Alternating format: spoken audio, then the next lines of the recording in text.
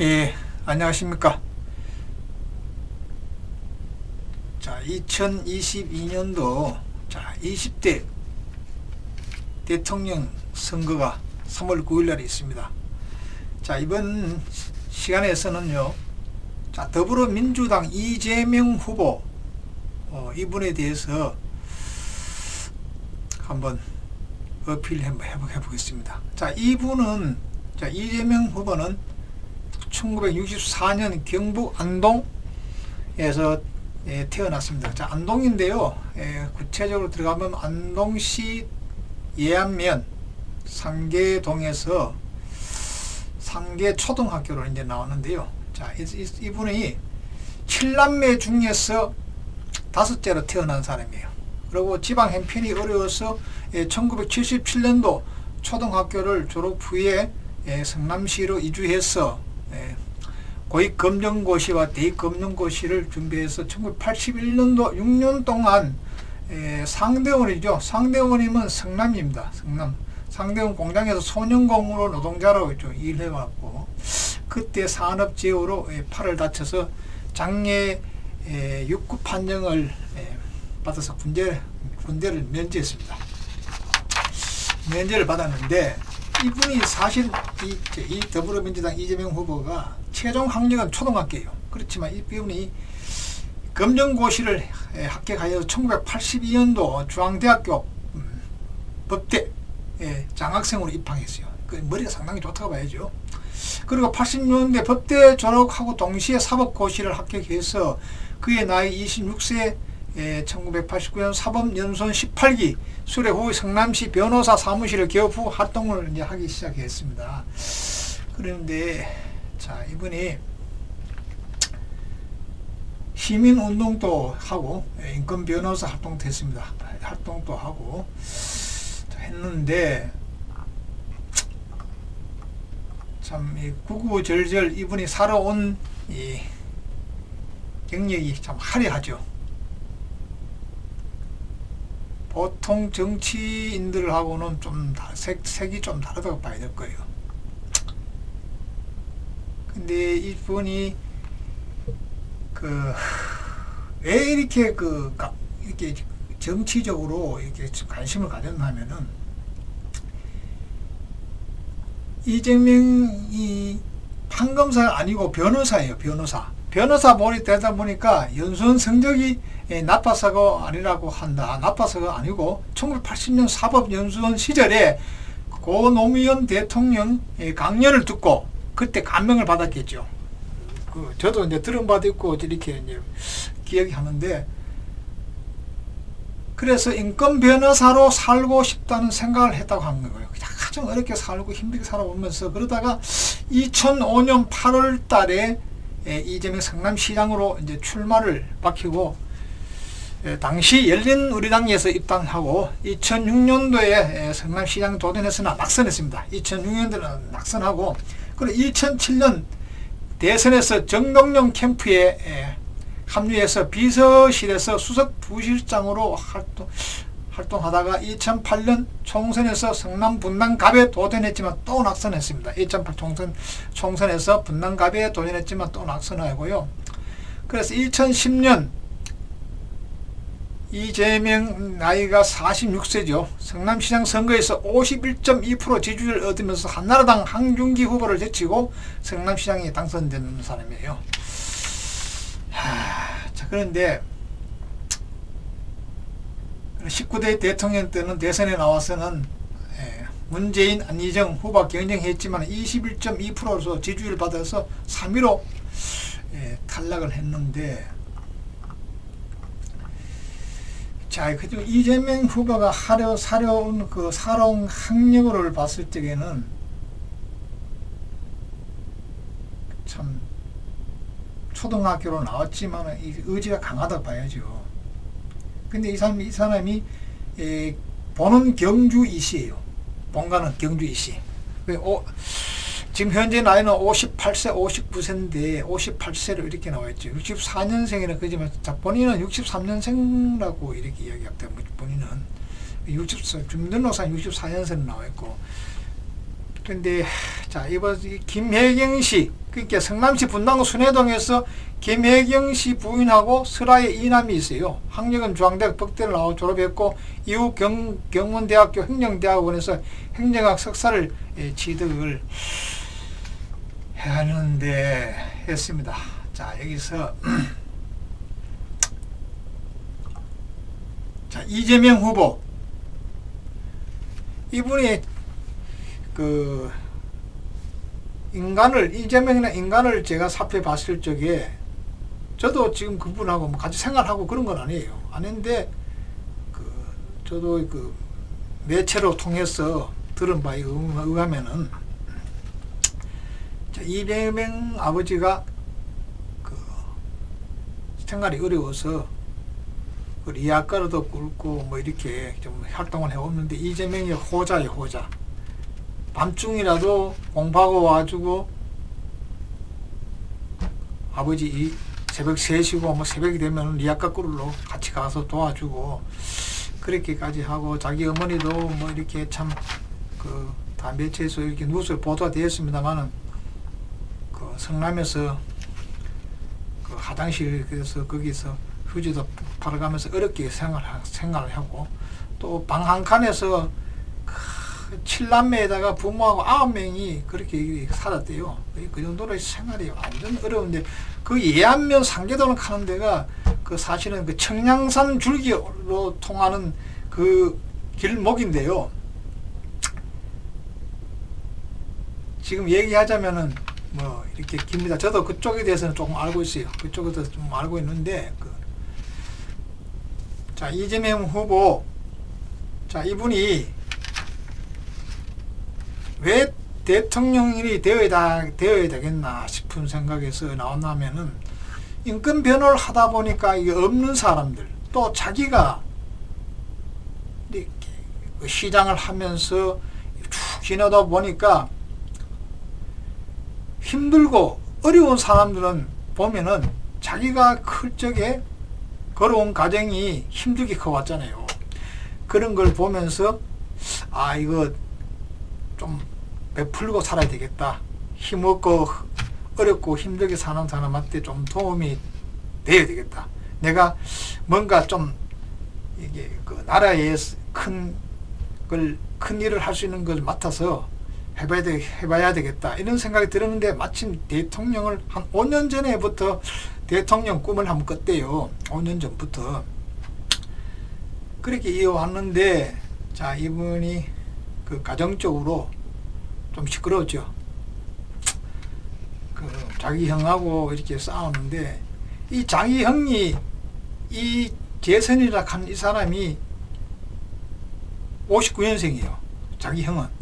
근데 이분이 그 듣기로는 성남시 한나라당, 박근혜 대통령 시절에 한나라당의 그 성남의 그 경기도 위원장을 했는가 봐요. 그 위원장을 했기 때문에 막강한 파워를 가지고 있죠. 그래 이분이 거기 그 세무사도 했고 이렇게 했기 때문에 좀 뭐 이렇게 좀 금전적으로도 여유가 있는 분이고, 좀 이렇게 좀 이분이 좀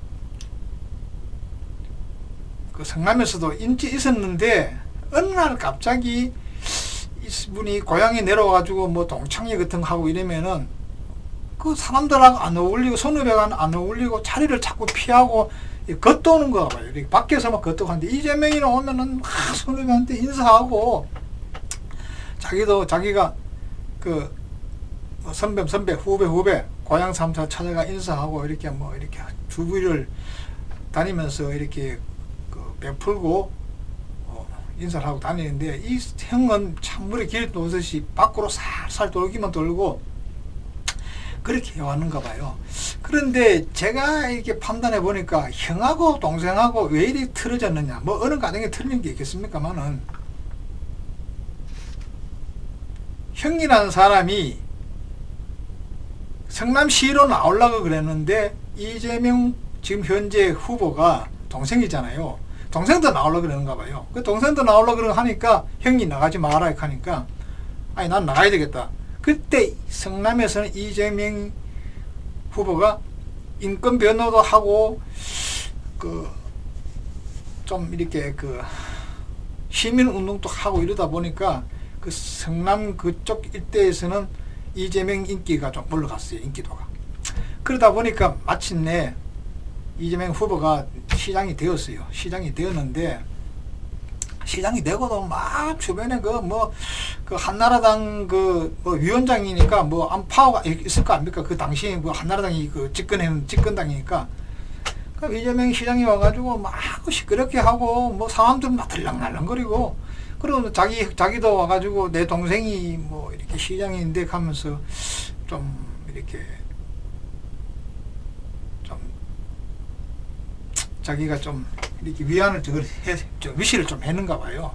그러니까 이제 동생으로서는 내가 시장인데 좀 깨끗한 이렇게 공무원 공직에서 깨끗하게 보여줘야 되는데, 시민들한테 이 형이라는 사람이 주야장창 와가지고 뭐 자기가 뭐 토를 대고 이렇게 하니까 동생으로서는 좀 사실은 그때부터 좀 틀어졌는가 봐요. 그러다 보니까 자기 고향에 가서, 어머니 참 고향 그 어머니인데, 제명이 저런 자식을 왜 낳아가지고 형제간에 우애도 없고, 형이 말을 뭐라고 그러면은 지가 내 동생이 형 말도 안 듣고 자기 혼자 이렇게 주장대로 펼치는데, 엄마가 다 배려 놨다, 어머니가 다 배려 놨다, 그러면서 어머니를 핍박을 준 거예요.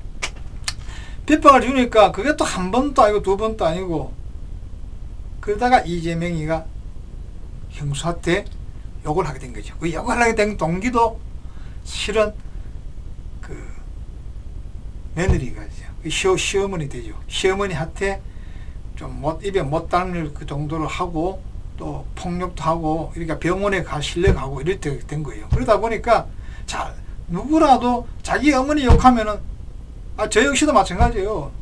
형이든 동생이든 누구든 내 어머니 욕하면 저는 못 참는 거예요. 물론 사람마다 다 틀리지만, 근데 그거 피한다 하면 그 비겁자 아니에요.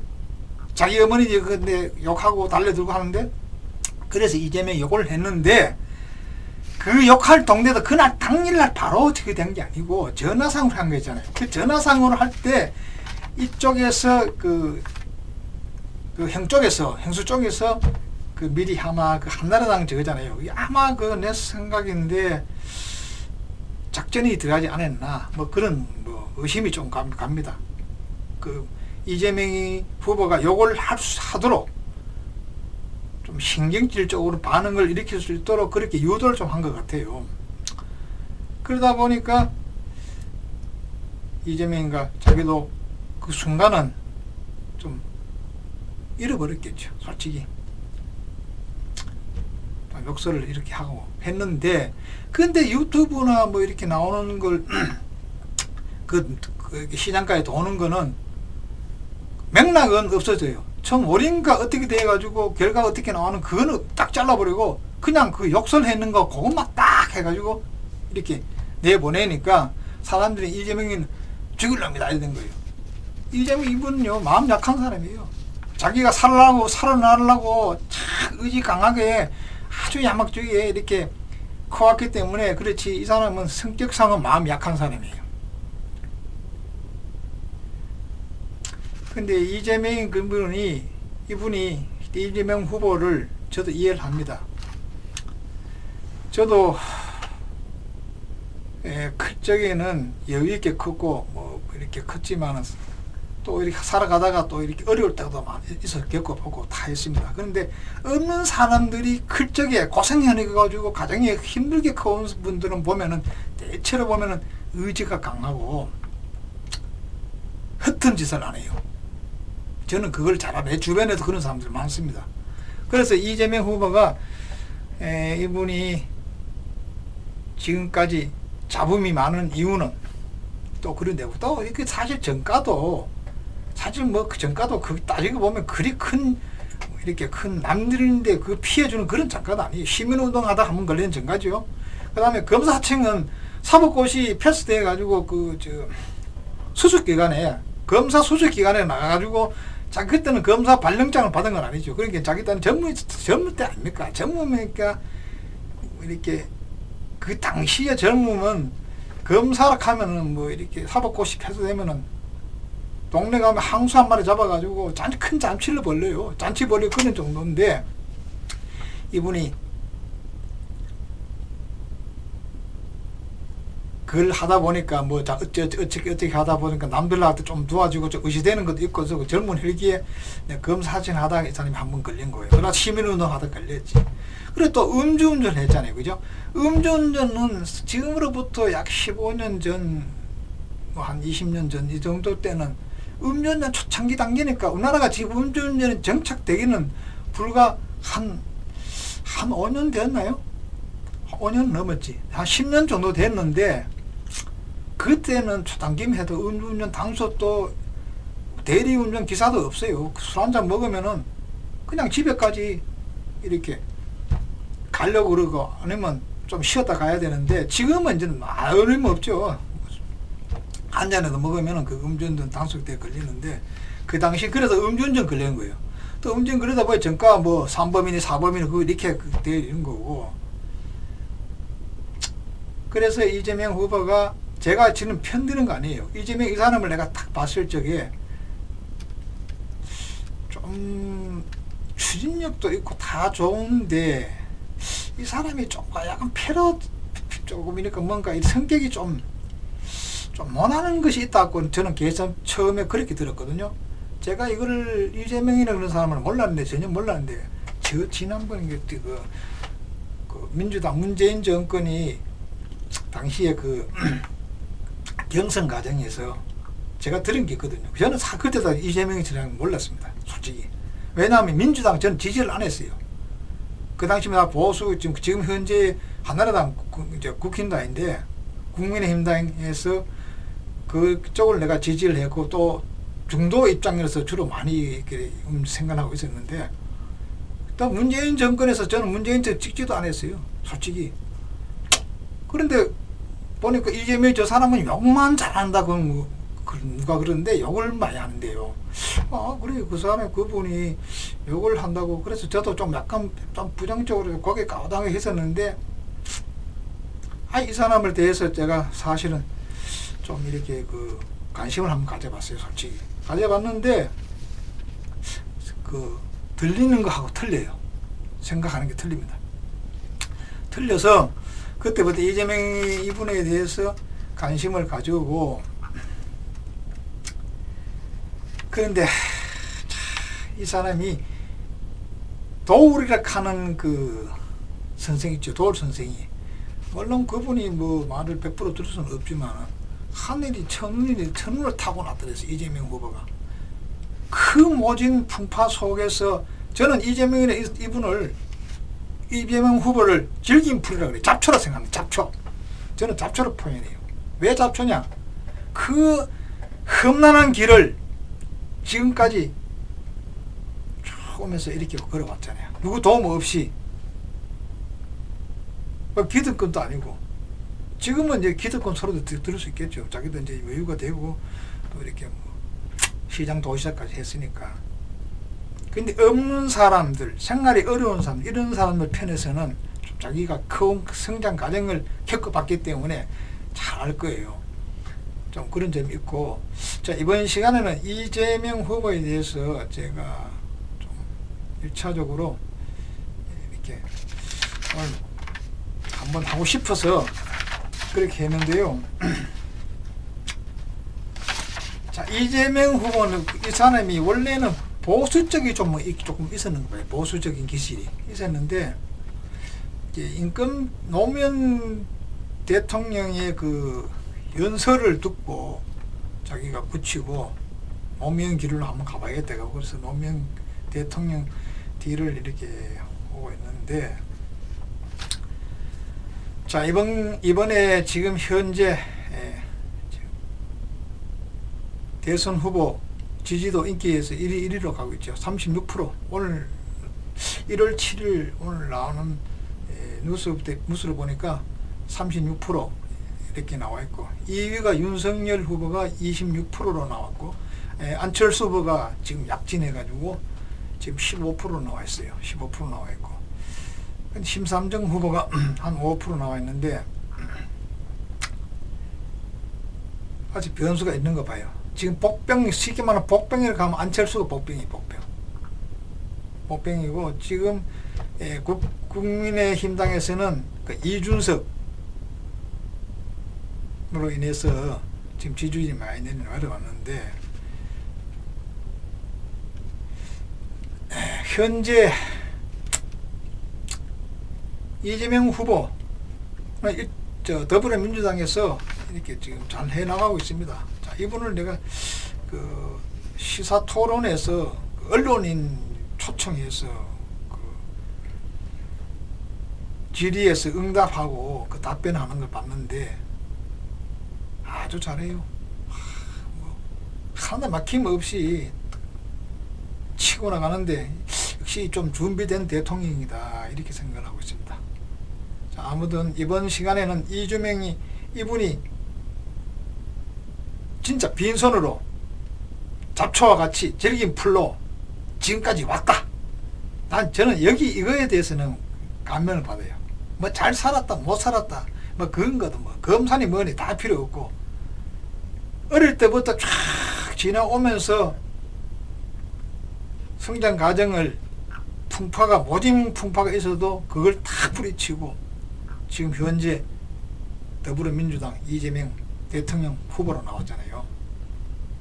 차기 대통령이 될지 안 될지는 20대는 그거는 좀 지켜봐야 되는 입장인데, 자, 이재명 후보를 저는 지지하고 있습니다. 솔직히 잘 되었으면 좋겠고요.